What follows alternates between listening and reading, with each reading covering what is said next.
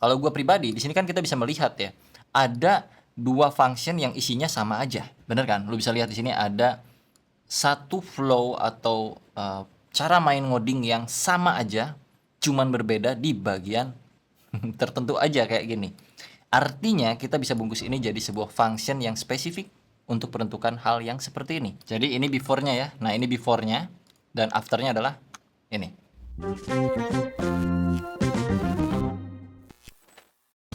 Kita balik dulu ke JavaScript sebelum nanti gue lanjutin lagi playlist Python di semester kelima Cuy University ya. Nah, yang pertama contoh kasus yang paling sederhana dulu aja ya. Di sini gue punya data variable hobbies yang isinya adalah renang, main bola, dan ngoding. Ini array tipenya. Dan gue punya variable baru untuk menampung hasil nilai yang baru setelah diolah dari array variable hobbiesnya. Dan di dalam mapping itu gue melakukan assignment nilai baru terhadap variable data yang isinya kurang lebih kayak gini. Kita coba log dulu biar kelihatan enak. Nah, angka 697 ini adalah jumlah karakter dari si data yang kita punya di dalam variable hobbies. Jadi kan sini ada renang. Dia tuh jumlah karakternya berapa sih gitu. Oh, ada 6 karakter. 1 2 3 4 5 6. Oke, main bola berapa sih? 9. 1 2 3 kayak gitu-gitu. Nah, sebenarnya nggak perlu lu bikin satu variable baru kayak macam begini di luar gitu terpisah terus lu push ke sana. Lu bisa persingkat hal ini dengan penampungan langsung ke dalam sebuah variabel tanpa reassignment ke dalam satu variabel baru. Contoh kayak gini. Ini gue awasin dulu ya, lihat datanya. Kita bikin aja di sini const data barunya apa, misalnya nama variabelnya mau data lagi boleh kayak gini. Dan karena cuman single return, lu nggak perlu pakai kurung kurawal seperti ini. Bisa diawasin aja. Langsung kayak gini pun sudah oke, tanpa harus ada data push juga bahkan. That's it, tanpa harus ada buka tutup pun kayak begini. Ya udah kayak gini aja. Ini pun akan menghasilkan hal yang sama. Jadi mapnya langsung ditaruh ke dalam variabel. Nggak perlu lu bikin satu variabel khusus di atas terus lu nanti ketika mapping timpah ke sana pakai dot push kayak gitu, bisa langsung kayak gini dan kita tinggal panggil console log data. Hasilnya pun seharusnya akan tetap sama juga. Kita coba running lagi. Oke. Renang 6, main bola 9, ngoding 7. Atau tambahin di sini huruf misalnya. Huruf. Dan renang 6 huruf, main bola 9 huruf, ngoding 7 huruf. Poinnya di sini adalah mapping itu bisa lu langsung tangkap ke dalam sebuah variabel. Oke? Contoh di sini lu bisa kasih nama yang lebih relevan lagi. Hobby with karakter. Char count.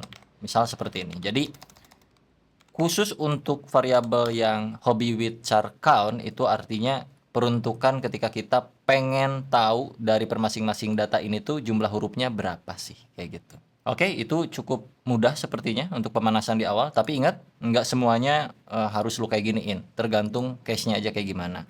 Yang intinya ini kalau gua zoom out sih bisa jadi single line kayak begini, cuman ingat ya, single line belum berarti readable. Alright?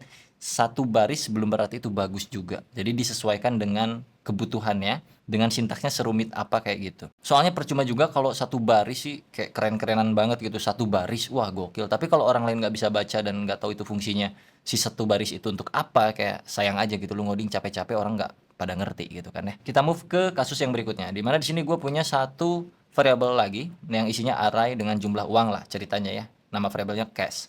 Dan kita mau mapping cache tersebut berarti dengan cara yang sama kayak tadi, cache.map kayak gini, misalkan R adalah resultnya, hasilnya, dan kita console log R-nya langsung. Jadi bisa langsung kayak gini, bread udah muncul langsung hasilnya, udah pasti per masing-masing data yang ada di dalam array. Alright, masih bersinggungan dengan array. Kita coba clear dulu node apa nih namanya, total cache .js 5.000, 15.000, 20.000, 10.000. Nah, ini kalau lu bingung dengan underscore, lo kok itu nggak kehitung bang, underscore hilang di sini.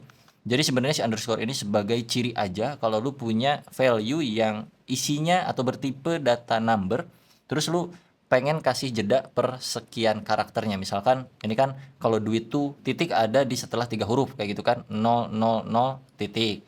000 titik kayak gitu. Jadi intinya biar enak dibaca aja. Kalau misalkan kita punya 10 juta, 10 111 111 kayak gini, ya kan? Jadi kelihatan banget ini 10 juta. Bayangin kalau kayak gini. Waduh, berapa nih ya? Kita hitung pakai kursor kan. 1 2 3 4 5. Capek dong.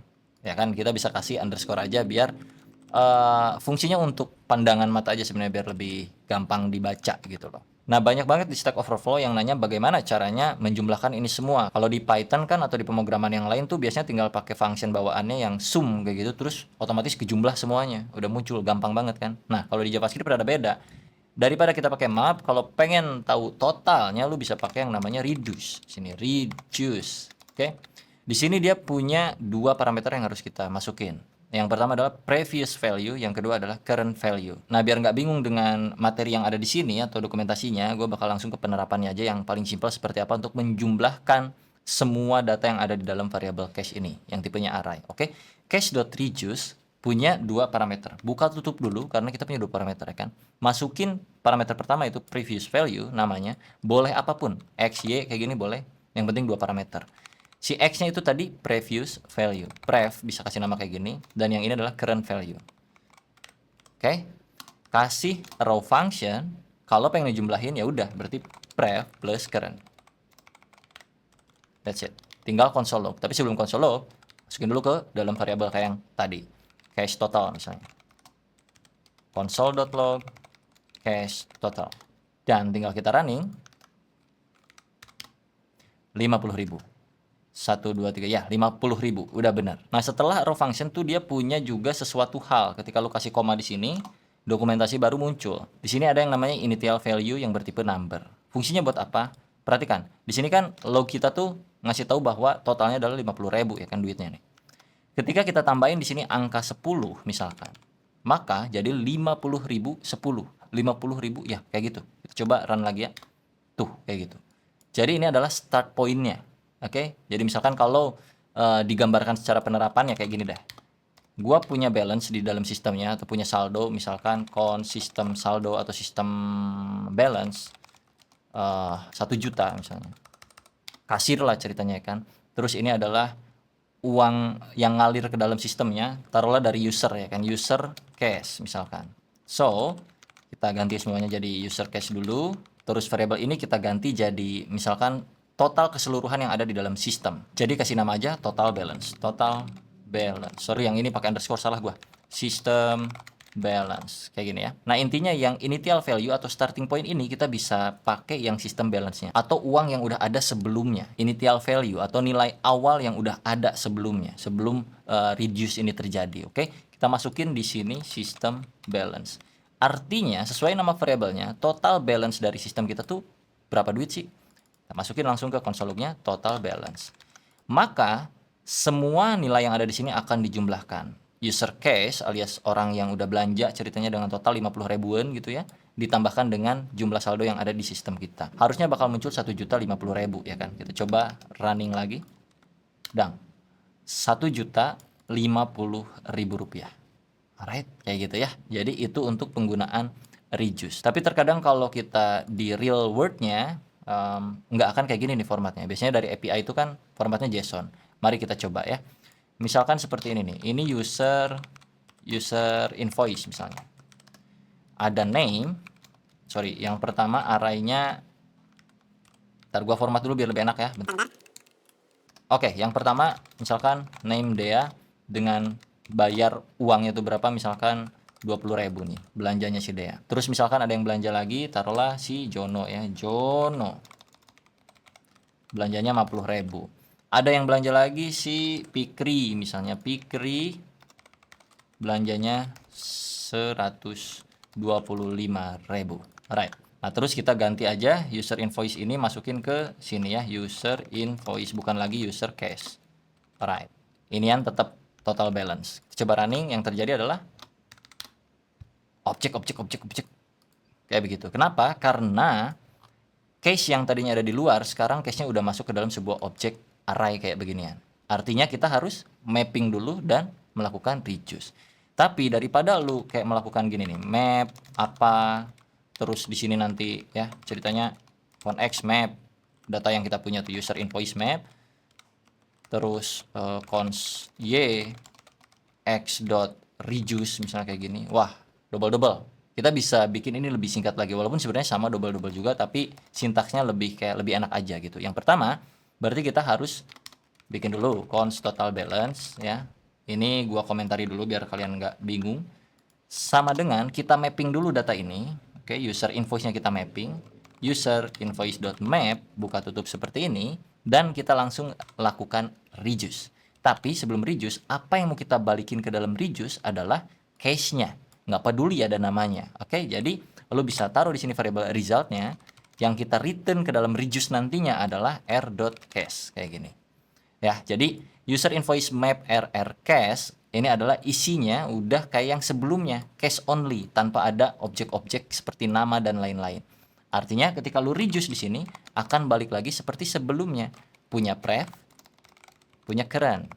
Alright. Kasih lebih dari kayak beginian, pref plus current. Gitu. Enak banget. Koma dari mana? Dari sistem balance awalan saldonya. Ini jangan lupa nih. Ini kan ada dua parameter bungkus buka tutup seperti ini. Coba run bang. Ini adalah hasil total dari belanjaan yang dilakukan di dalam user invoice variable plus dijumlahin sama sistem balance dengan sintaks yang cuman seperti ini aja. Cukup menarik? JavaScript itu bebas JavaScript mah, bro. Oke, berikutnya mumpun masih di sini juga ya. Ceritanya gue punya tambahan data lagi nih di sini. Misalkan si Budi lah. Budi belanjanya 10.000 aja. Oke. Dan datanya sekarang udah ngacak. Gimana caranya gue pengen user invoice ini memunculkan cache yang secara berurutan gitu. Nah, karena kita udah punya satu variabel yang khusus untuk total balance, ya udah jangan diganggu, biarin aja. Kita bikin lagi satu variabel baru, cons yang udah berurutan. Sorted invoice kayak gini bisa, atau sorted cache of invoice boleh kayak begini juga ya, nggak apa-apa, terserah lu namanya apapun lah. Nah di JavaScript untuk mengurutkan ya simpelnya lu tinggal panggil user invoice-nya .sort namanya, yang kiri ada A, yang kanan ada B. Ya sederhananya lu tinggal kayak A, B kayak gini, row function kayak ini, jangan lupa dibuka tutup lagi. Kalau pengen ngurut dari yang paling kecil ke paling gede, A kurang B. Kita langsung log aja ya, console.log sorted cache of invoice. Nah, tapi sayangnya karena cache ada di dalam user invoice yang bertipe array ada objek kayak gitu-gitunya, kita harus mapping lagi. Artinya masih kayak yang di atas, map buka tutup titik sort kayak gitu. Apa yang di back adalah yang di back si r.cache. Sama kayak yang atas, cuman ujungannya adalah .sort untuk ngesorting mana yang paling rendah dulu sampai ke yang paling tinggi, misalkan dengan A kurang B. Coba running sekarang. Dang. Nih. 10, 20, 50, 125. Ya, 125, 125. Oke. Sedangkan di sini datanya 20.000 duluan. Terus 50, terus 125, terus 10. Kalau lu acak-acakin pun ini ditaruh di tengah, ya begini, kan udah 251, 125. Atau yang ini ganti deh jadi 85. Atau misalkan ini 5.000 doang. Oke, kita run, akan tetap terurut. 5.000, 10.000, 20.000, 50.000. Dari yang terkecil ke yang paling gede. Kalau pengen dari yang tergede ke paling kecil ya simpelnya lu tinggal tuker aja ini B dikurang A. Run. Dan 5, 2, 1, 5.000. 50.000, 20.000, 10.000, 5.000. Kayak gitu. Dan ya kita lanjut ke yang terakhir, di mana di sini ada dua function yang fungsinya untuk nge-get random quote dan satu lagi untuk get list quote. Kedua-duanya ini pakai fetch bawaan si JavaScript untuk dapetin data secara online gitu kan ya. Kalau kita run ya nggak akan bisa tiba-tiba lu get random quote kayak gini terus lu ngarepin isian konsolognya atau lu langsung konsolog di sini kayak gini, itu nggak akan bisa ya, karena dia ada di dalam asynchronous function. Artinya akan memberikan return promise. Kalau kita run, ini nama filenya API fetcher. Oke, node API fetcher mengandung promise pending, nggak akan bisa. Artinya kita harus melakukan then di sini untuk munculin konsol keluar. Console.log r seperti ini. Oke, ini untuk yang get random quote. Coba run dulu. Dan puff, dapat ya. Dan yang satu lagi berarti tinggal get list quote .then r result contohnya console.log r. Dan oke, ini adalah list of quotes dan yang tadi di awal adalah single quote yang random kayak begini. Nah, kalau gue pribadi di sini kan kita bisa melihat ya, ada dua function yang isinya sama aja, bener kan? Lu bisa lihat di sini ada satu flow atau cara main ngoding yang sama aja, cuman berbeda di bagian tertentu aja kayak gini. Artinya kita bisa bungkus ini jadi sebuah function yang spesifik untuk menentukan hal yang seperti ini. Gue bakal bikin satu di sini, namain aja const fetcher misalnya. Fetcher. Alright, seperti biasa kita kasih asing di sini karena di sini pun pada pakai asing juga. So kita masukin asing di sini, alright? Tinggal kita bikin satu variabel const API sama dengan await fetch ke URL yang ada di luar ya, fetch kayak gini, URL yang ada di luar. Artinya dia harus nangkep satu parameter baru, URL. Alright. Const response baru kita bikin sini. Const response dari await api.json dan tinggal kita return response-nya. Kita punya function fetcher dengan penampungan parameter URL. Artinya kita nggak butuh lagi ini dang, awasin dang. Tinggal kita pakai buat apa? Oke, kita hapus ini. Saya kan udah punya nih di sini ada URL-nya ya. Kalau mau nge-fetch ya udah tinggal fetcher. Buka tutup. Dia nampung URL-nya itu apa yang mana? Misalkan yang random quote dulu ya, random quote URL. .then aja langsung r console.log r. Yang berikutnya fetcher. Pengen apa yang dimunculin? List quote URL. List quote URL kayak .then r lebih dari console.log r. That's it. Jadi lebih sederhana karena sama-sama aja kayak yang sebelumnya gitu loh.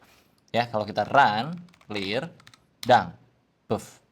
Masih sama aja hasilnya pun. Tapi dengan sintaks yang menurut gua pribadi lebih enak untuk dibaca. Nggak banyak hal yang sama di situ. Jadi ini before-nya ya. Nah ini before-nya. Dan after-nya adalah ini. Before, after.